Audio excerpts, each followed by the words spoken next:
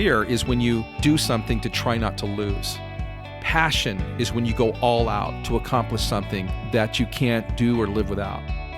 Leading it's a verb, it's an action, it's something that you do in real time. Hey folks, this is Abe Shreve. Welcome to the Choose Difficult podcast. The path to success is not easy. Here we explore the stories of those who choose difficult and change the world they live in. Today, I'm bringing you a very special guest. This is a gentleman named Terry Gurno. When I first met Terry, he had his own coaching and training company. He had published several books. I found Terry insightful, inspirational. I was so impressed with him that the way I like to say it is, I went to talk to him about becoming my coach and was somehow able to convince him to come and coach all of us at this company. Terry is currently our director of coaching here at Business Maps, but his story is amazing. Now, if you heard him speak, you would think there is a guy that has had it figured out his entire life. But as is true with everyone on earth, when you go behind the curtain, we all have struggles. Every one of us. That's really what Choose Difficult is about. Today we pick the story up talking about a very young Terry Gurno, a young man who was dyslexic, who had an abusive father, and who was told he's not very smart and he needs to plan on doing something in the manual labor world for his life. That's rough on any kid, and it was rough on Terry. I grew up in Long Beach, California. That's where I was born, and I have 4 siblings, so there's 5 of us all together. And growing up in California was difficult because my father was an alcoholic, and it was one of those things that I didn't really understand. I just knew that there were times my dad was really happy and was really, a good dad, and then there were other times that he wasn't, and he was somebody that we were really afraid of. And those times became more and more and more frequent, to the point where growing up, we were really afraid to live in our own home. We weren't just afraid for each other, but we were also afraid specifically for my mom, because he took a lot of anger out towards my mom. As a result of that, growing up in our home, my brothers and I, my sisters, we were not real close. Growing up, we never said, hey, I love you to one another. We didn't say that to each other. We didn't say it to our parents. And it just was one of those things where a lot of these feelings that at least I had, I can't speak for my brothers and sisters, just kind of bottled up inside of me. It was something I didn't like to talk about, and I didn't want, any of my friends to know about. It was a very, very, very difficult time for us. I think childhood under the best of circumstances is difficult. It's rough, isn't it? And there are those that you look to for help and guidance, those that'll pick you up and pull you off the ledge and prepare you for life in a more positive way. And oftentimes that's your parents. That's who you're looking to. So my heart breaks for Terry when he tells this part of his story, and I hear about him and his brothers and sisters living in fear for their mother's safety, for their own safety. Just brutal. But then you go to school, right? And there are so many wonderful stories about people who had a teacher that just believed in them, and really that was the person that pulled them through. But that's not really how it went for Terry. We didn't call them learning disabilities like they call them now. They just said things like, you're not very smart. We're going to take you out of this class and put you in a special class for people that have special needs. And I didn't understand it. It really didn't bother me, because I thought, yeah, you're right. I'm having a hard time. And so, but as I got older, from, elementary school and then into junior high school, just the comments that came to me, not just from teachers, but also from coaches, was, you're not very smart.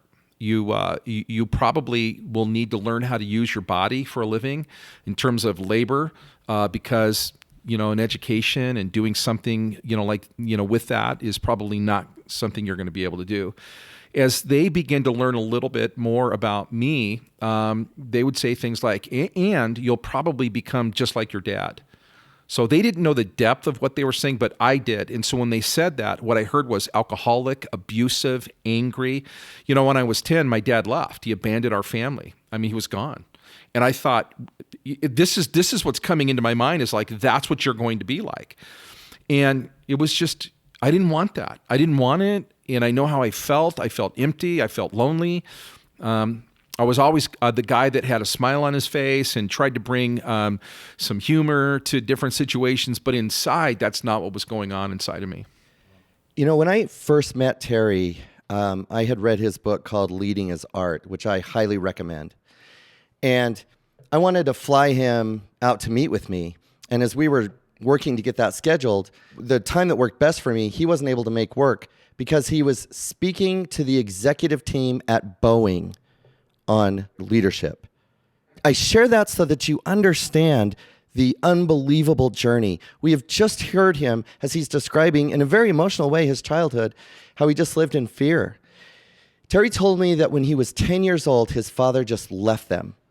Just left. And I asked him, what was that like? And he said, honestly, we were relieved. We knew we weren't going to get beat anymore. We knew he wasn't going to beat my mother anymore. I mean, just rough stuff. Terry would go on to graduate from high school. And he said that when he graduated from high school, he was functionally illiterate.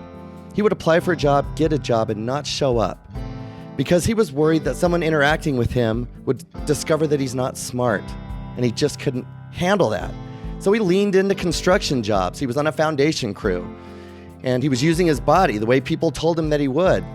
But there was something that just wasn't sitting well with him. He knew he loved people, and as fate would have it, a mentor emerged. I was a part of a mentoring group. There was this guy that mentored four of us. We all went to high school together. His name was Bob. He was an engineer at Boeing. And anyways, we would get together once a week and we would just talk about life. And for me, I never had that with anybody. I didn't have a figure in my life that would, bring up these kinds of conversations and talk us through them and allow us to contribute, give our perspectives. And to me, I go back and I think it was one of the most, the best times of my life. Well, one night, Bob says to me afterwards, "Hey, I'm confused about some of the language that you use." And I thought, "Oh, okay, what? Like what?" And he goes, "Well, you say things like, people like me don't get to do stuff like that, or that would never work out for me." And he says, "What is that? Where does that come from?" And so I opened up with him, and I shared a little bit about my journey and my, lack of, self-confidence and my inability to read and feeling like that my inability to read and feeling like that I wasn't smart. I believed that. I really believed that I wasn't smart, that I had learned as much really as I could. And now it was a matter of leveraging that. And usually it was in the form of, manual labor. And so anyways, I told him that and he goes, "Man, I don't see that." He says, "I don't see that." He said, "Terry, you sit in this group with everybody and you are, you're intelligent, you're smart, you can bring things to the conversation, you can bring up good points, you can make counterpoints." He says, "Man, you're definitely intelligent. That's not your issue." And he said, "So maybe the issue is something else. Like, is it difficult for you to read? Is it difficult for you to get words off a written page?" And I said, "Yes." Now, here's the deal. Nobody had ever pulled me aside and had this kind of conversation with me. Nobody had ever said, "I hear the way that you're talking and it doesn't make sense. Tell me about that." This was the very first guy.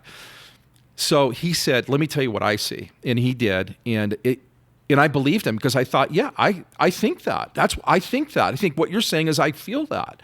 And I'll never forget that. And he said, "Terry, what is it that you want to do?" And I said, "I'd really love to go to college and I'd like to get my degree because nobody in my family had gone to college. I'd be the first one." And he looked at me and he said, "Terry, then you should do that because you can." And you know what? The next day, I called this private university about 20 miles from my house and talked to them about how do I become a student. And so I enrolled. I was accepted. And that next fall, I started my college education, scared to death. Here's what was different. It was I wasn't ashamed of that part of me anymore. I wasn't ashamed. I didn't feel dumb, and I could own that. And so that's what was different. And then I knew that I can learn. It was the first time I believed that I can move forward. 5 years later, I graduated. How possibly can you quantify the scope of influence that goes out into the world that starts with one mentor, one person that shows interest in the development of someone they believe has potential? Not only did Terry graduate from college, he met his beautiful wife, Nancy. He played college soccer, and he would go into the ministry. And in the ministry, he would continue this pattern of learning difficult lessons that would make him better. I find Terry a very authentic person in that he looks in and he does a lot to catalog the learning. How could I do that better? How would I do that differently?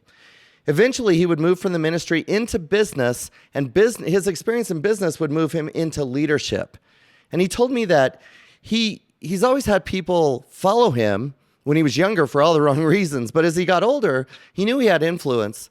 But his first real leadership role in the business world would teach him why. You know, I've been a leader all my life, and I didn't realize this, but most of my leadership really hinged on my personality. All right, stop. Did you hear what he just said? Listen to it again. Most of my leadership really hinged on my personality. The reason I stop there is because so many leaders start that way. People want to be a part of what they're doing because they identify with that leader's personality. And the challenge with that, well, that can feed an ego and it can actually take you some distance. The problem with that is you can't teach another person to be your personality.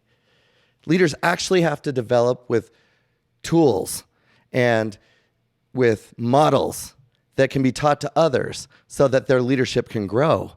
This is really an important one. And I just want you for a moment, if you're in a leadership role, ask yourself the question, how much of my leadership is driven by my personality? And if you're unclear on how to answer that question, answer this question. Can someone else in your organization who becomes a leader under your tutelage, can they do just what you're doing? In other words, is your leadership duplicatable? Is there a model you can teach them? And if the answer is no, there's a chance you're leading from your personality. I'm not saying divest yourself from who you are. I am saying skilled leaders understand leadership models. Leadership is science. Leadership is a noun, right? It's the stuff that you need to know as a leader. But leading it's a verb. It's an action. It's something that you do in real time. And the thing that I learned when I was having these conversations with all my friends and people I was meeting that were in leadership is they went to the seminar, they read the book, they made the outline, they had it down, they had their bullet points and all that kind of stuff. But when they started working with people, that's when it broke down because people are different. This is where the art comes in. It's realizing that you're not trying to get an outline into somebody's life. Really, you're leading these people that have different ideas, that process information differently, that see the world differently, that react differently to problems and challenges and the way they communicate. And it's because of that, there's this massive breakdown. And that's why I called my book, Leading is Art. It really is art. If you own a business, have you ever thought this would be the best business in the world if it wasn't for my employees and my customers? Now that's crazy, right? That's like a teacher saying this would be the best gig in the world if it weren't for the parents and the students. The truth is, there are days that working with the humans is just really hard. And today's workforce has engagement problems. We know that from a study released last year by Gallup, that there's a vast majority of the current workforce that's not engaged in their work. And why are they not engaged? They don't think it's important. This working world today wants to be engaged in work that's important. And Terry talks a lot in his book and here in the work that we're doing about understanding the why. Why are we doing this work? So that on days that are difficult, we can walk to the wall, point at the why and say, but this is why we're doing it. It's for this reason. People have a passion for something, whether it's a product or a service. They want to get this into the hands of other people so they experience that passion is behind that. And then they start a business. And then they move away from that passion or that why, right? They want to make people's lives better. They want to impact people. They want to change the world, something like that too. We have to make so many things. We have to deliver so many products. What happens is we trade mission for function. Pretty soon, it's not driven by the things that we love and the difference we want to make. We're driven by the role that we've taken on. And that's why when you talk to people and you say, hey, so what do you do? People will say, well, I'm a real estate agent, or I'm a business coach, I'm a salesman, I'm a teacher, right?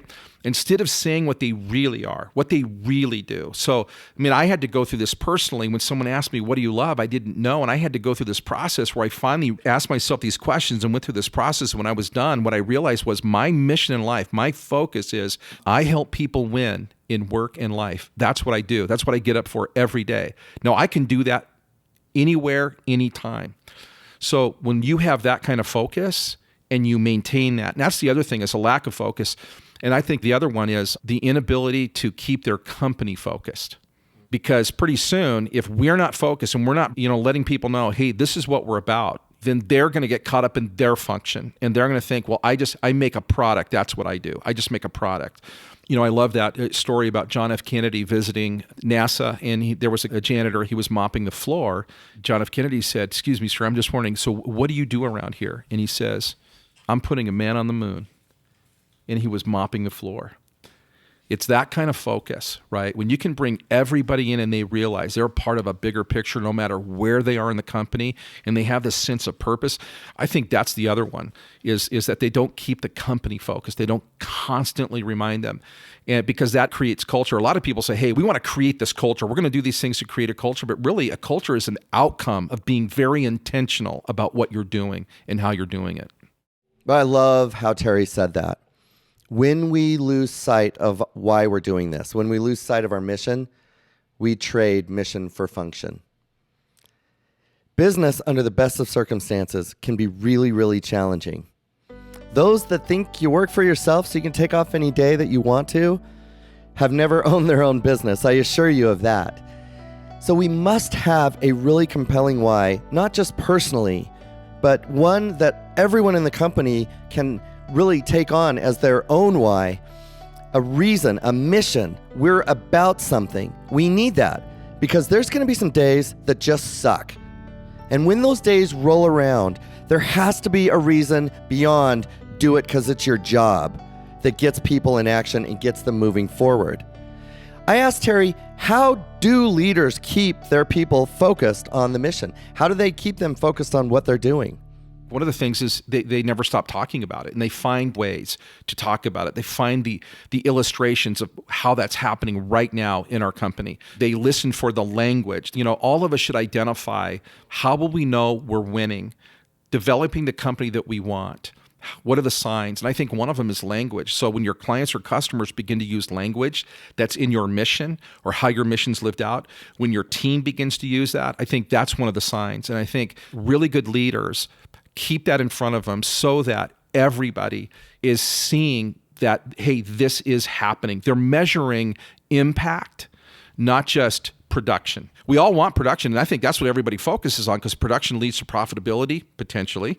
It depends on how you're, running your business, but potentially it leads to profitability.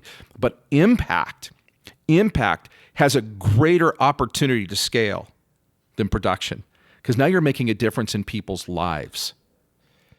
My experience has been people that focus on making an impact on others' lives are impacted by the lives of others.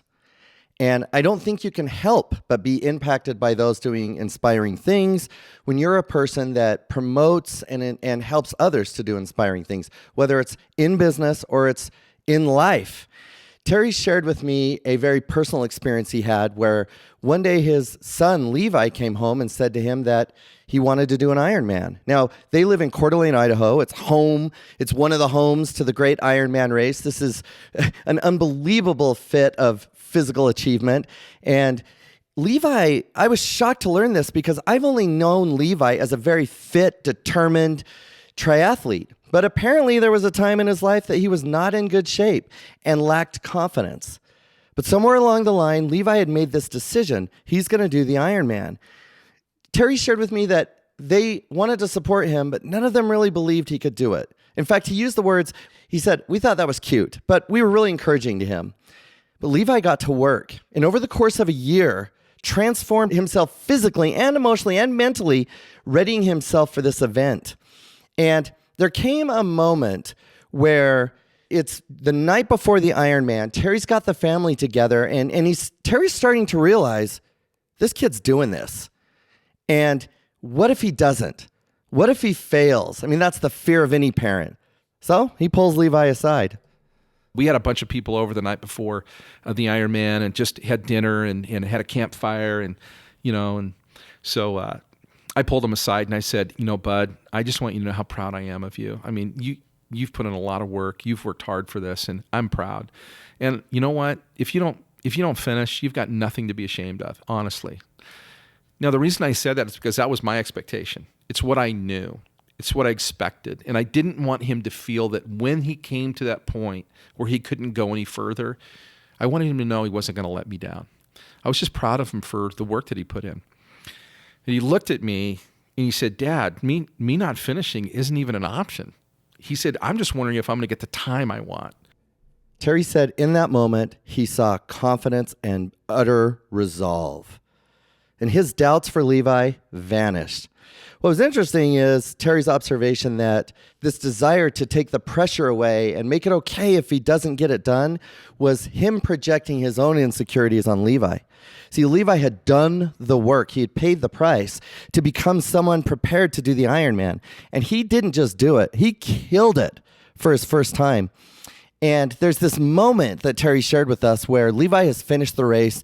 And you can imagine, as a parent, you're just outside of your mind excited. And, Terry pulls him aside and says, Levi, I am so proud of you. I could never do that. I've always wanted to do that. I'm so proud of you. And Levi says, what did you just say? What did you say? And he says, I'm so proud of you. He says, before that, well, I've always wanted to do this, but I just know I couldn't. And he's like, well, I didn't know you always wanted to do this. And he says, yeah, for 12 years since it's been here, I've wanted to do it. Why don't you? And so Terry gave him his excuses. Well, I'm worried I can't swim. And Levi said, took me a year, but look what I just did. You can do it. You can do it if you start swimming. And he had a concern. What if I can't finish the marathon? I can't run. My knees are bad. Levi said, well, you start training, your body will get healthy and you'll be able to run. Even if you walked a marathon, you could finish on time. And then Levi asked him a question that haunted him. You either want to do it or you don't. So do you want to do it? And Terry said it actually made him mad. But the result of that is that question, framed that way by someone who had just inspired Terry, caused him to look inside and say, yeah, I'm out of excuses. I'm going to do this thing I've always wanted to do. And so he made a commitment to do it.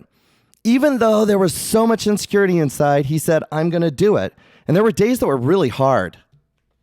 I knew I wanted to do it. I questioned my ability to do it. I knew I wanted to do it. Now, were there ever moments during the training that I said, why did I say yes to this? Absolutely. But it had more to do, because I wanted to do it, and I wanted to do it for a long time. So I never questioned that. It was just, again, having the doubt that I could do it. I think I struggled with that the whole time. We know ourselves. We know our failures. We know where we're weak. We doubt ourselves because we've tried something and it hasn't worked. I think other people's assessment of who we are is much more accurate than our own. But we listen to ourselves. We don't bring people into our lives that can give feedback to us in what they see and what they hear, And so, we just, build that negative self-talk up and all those doubts. And that's what happens. Terry talked about how difficult it was to begin the process of swimming.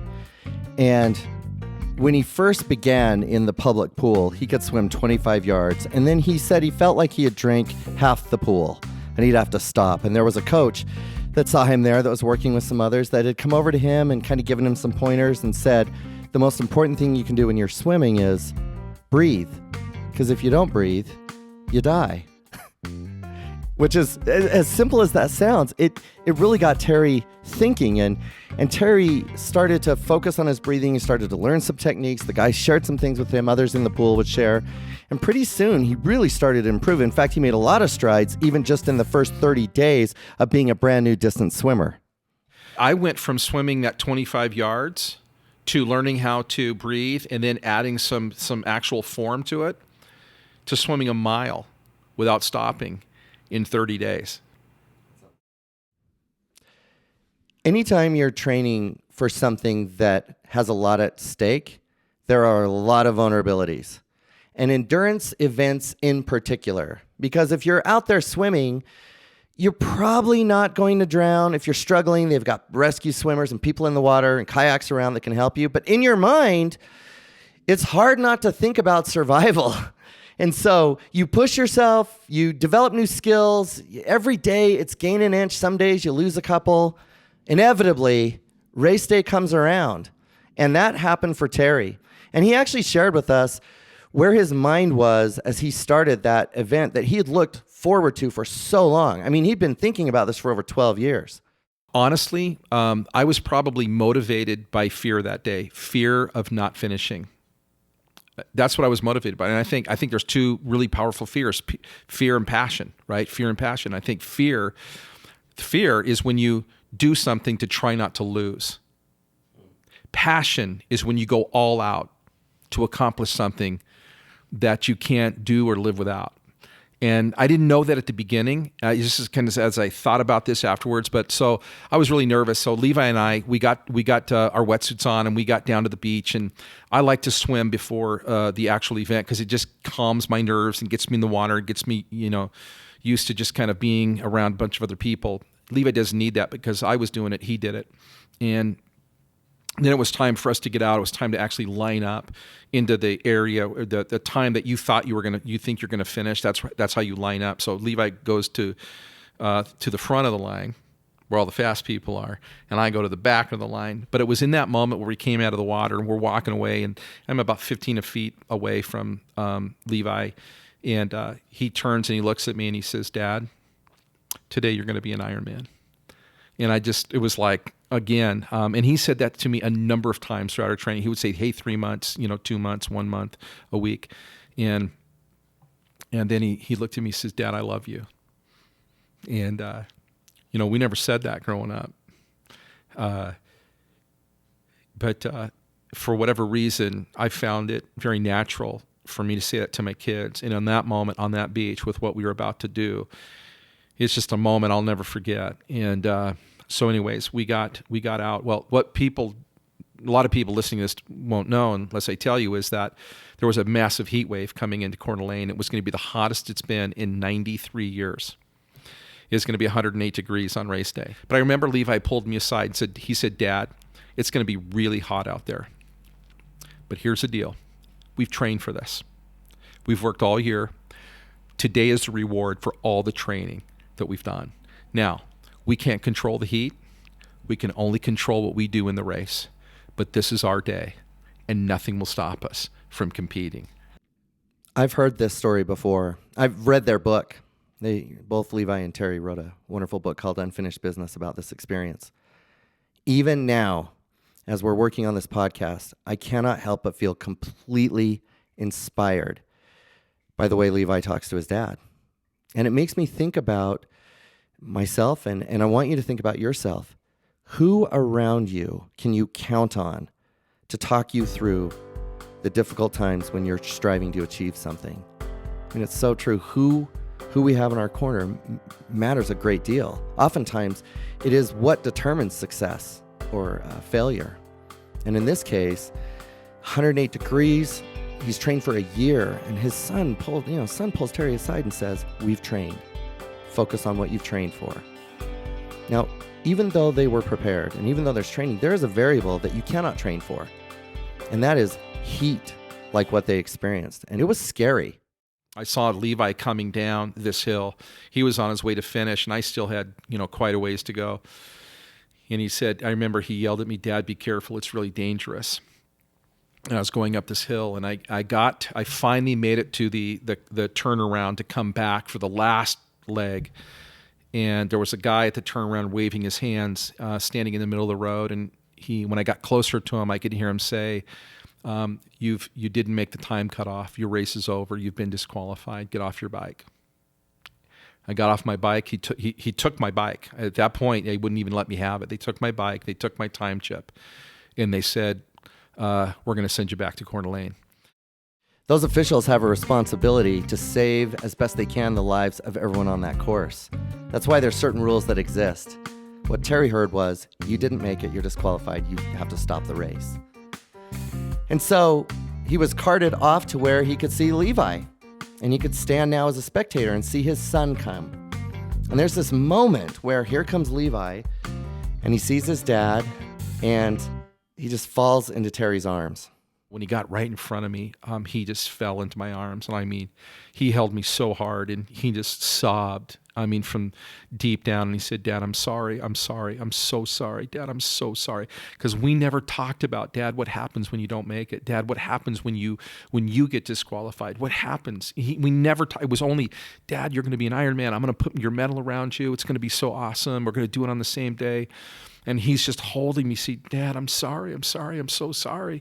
But I remember looking at him and said, Bud, I'm not sorry. I said, I'm so thankful for you. And I said, you got me to do something I thought I would never do or be able to do. And I have loved every single minute of what we've done, this journey, the training, the people that we've met, the times that you and I have had. Even this day, I've loved every single minute of it. And I remember, I said, but I'm not happy with my outcome. But I said, I'm happy with my effort. Man, I gave everything I had on this day. And I didn't make it. And I said, Bud, here's the deal. I'm done today, but I'm not finished. And he wasn't finished. I mean, right in that moment, he'd committed to do it again in a year. And so did Levi. And this would be 4 years in a row for Levi. That's a toll on a person. But these two had an inseparable journey to complete. Terry would train that entire year. He would get better in a lot of areas. He's of course changed his life. And now join me a year later, and they're preparing for his second run at Ironman. And there's an article that runs in the local newspaper that they labeled Unfinished Business. And they wrote about Levi and about his dad, Terry, and their journey to do this amazing event. And the Ironman officials got a hold of that article and ended up contacting Terry and saying, we would like you to speak the day before the event at our opening ceremony. Would you be willing to do that? And so Terry, who is an extremely talented and gifted speaker, showed up that day and spoke in front of everybody that was there and said, tomorrow we're all going to be out here and we're going to do our best. We're going to leave it on the course. And that community around there really embraced him, which is funny because there's an added pressure. Now everyone knows you and they know what's at stake for you and they're in it with you. And now it's race day.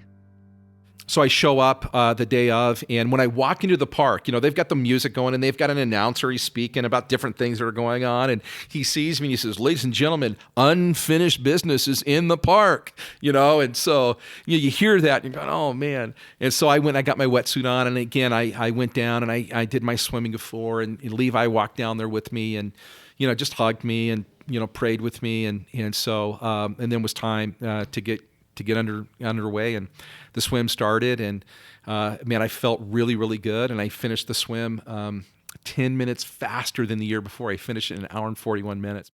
All right, it would be irresponsible to not hit the pause button right here, and just remember that 2 years ago, to this time, Terry had turned to his son and said, I could never do that because I cannot do the swim.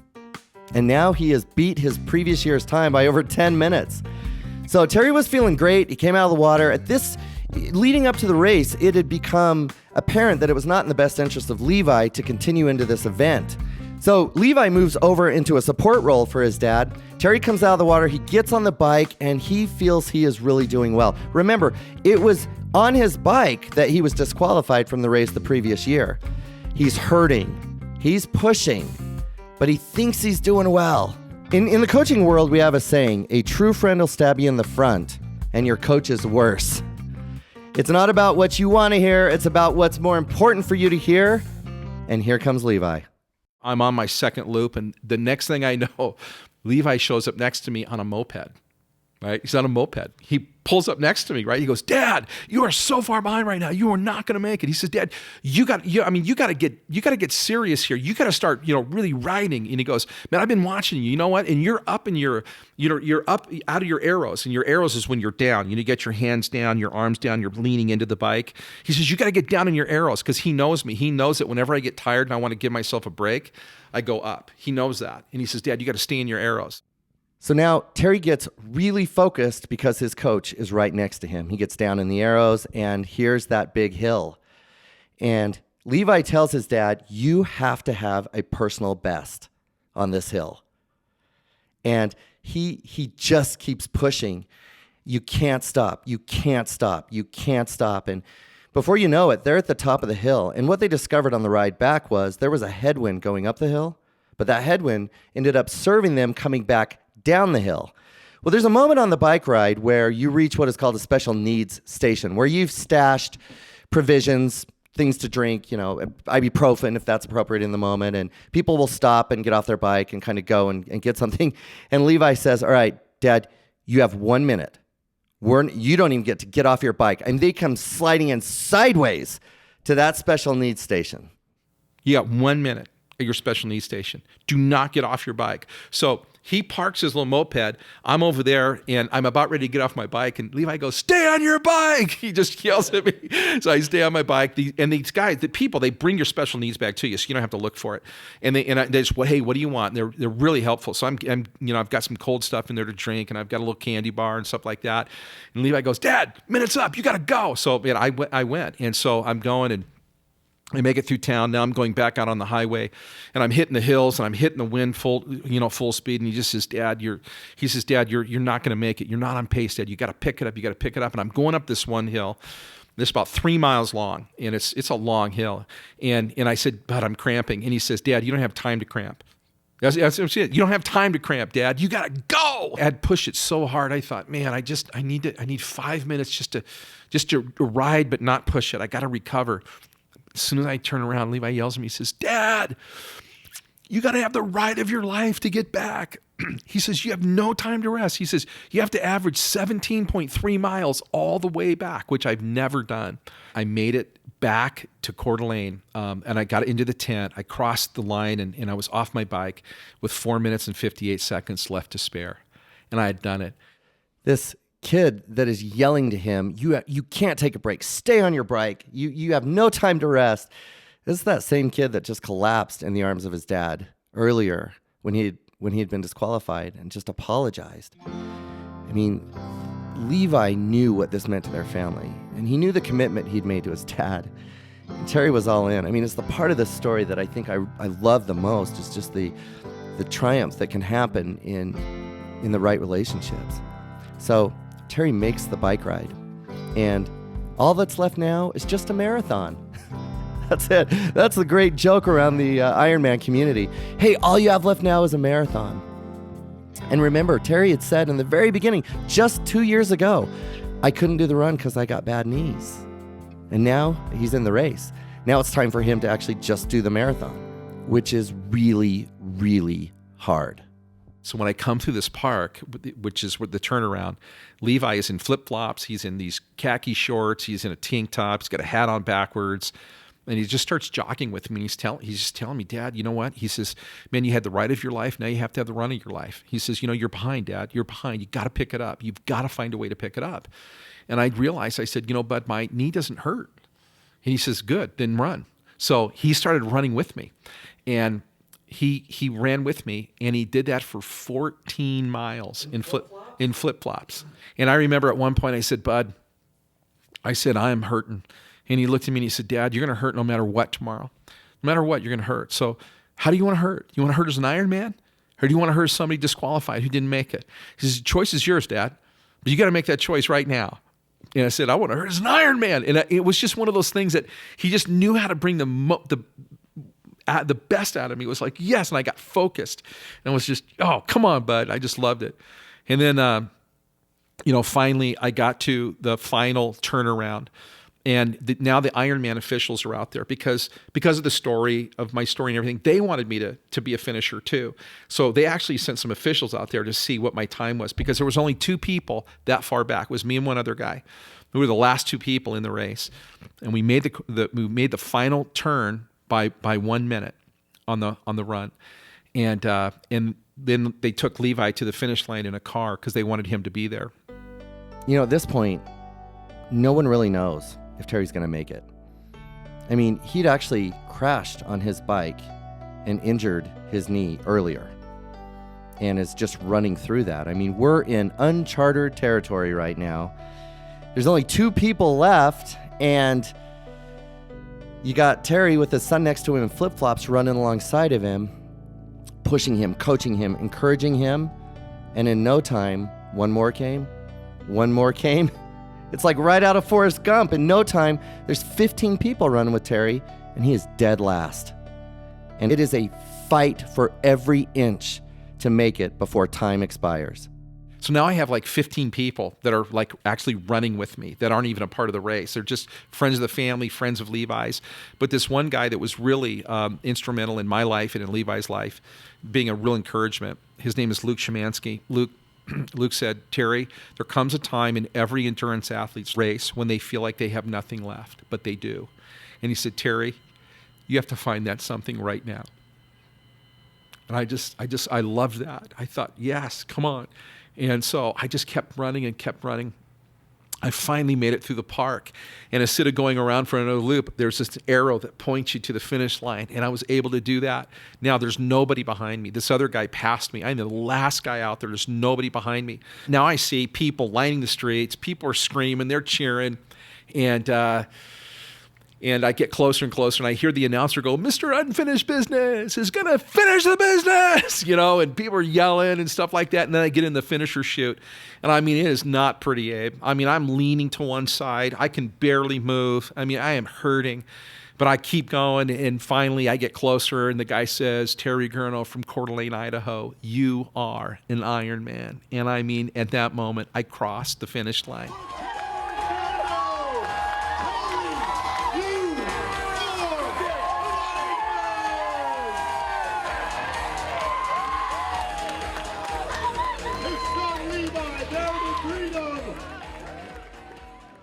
And I just fell into Levi's arms. He was holding me up, and I mean, he was crying, and I was crying, and I couldn't believe it. And he just said, Dad, you did it. You're an Iron Man.